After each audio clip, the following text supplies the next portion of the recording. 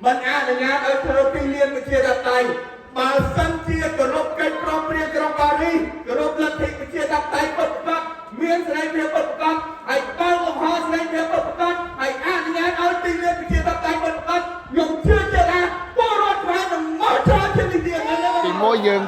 rùm lật bà rùm lật đã bị đá và chia prot có đôi chiến này vô bài ôi dốc chất tốc đá nâng đồng có nơi Smart đây cách prom prieng vì pro dương vô tha đa tuôn thì sầm khăn việc chỉ ai cả xa rừng mùi đời đại cái nạp bạc cầm lăng chết pra tha chỉ ở phút đỏ một xuôi nông ca pia nơi đại nạp thập tay po rồi nạp hiệp tất đâyในกัมพูชีសូមឲ្យប្រជាពលរដ្ឋខ្មែរទាំងអស់បាទយើងត្រូវដំកល់នៅស្មារតីនៃកិច្ចព្រមព្រៀង$23នេះហើយសូមឲ្យខ្មែរយើងនឹងត្រូវតែមានការឯកភាពសាមគ្គីភាពដើម្បីខ្មែរយើងខ្លាំងបើសិនជាយើងបែកបាក់យើងគ្មានការឯកភាពយើងនឹងជួបបញ្ហាប្រឈមធ្វើឲ្យប្រទេសជិតខាងគេមើលស្រាលមកលើកម្ពុជាយើងចឹងដើម្បីខ្មែរខ្លាំងដល់តែខ្មែរសាមគ្គីហើយខ្មែរ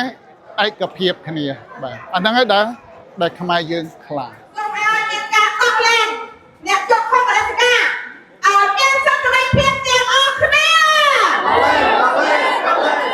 សូមរដ្ឋាភិបាលយកកិច្ចព្រមព្រៀងទីក្រុងប៉ារីស$23នៅខួបទី34នៅថ្ងៃនេះ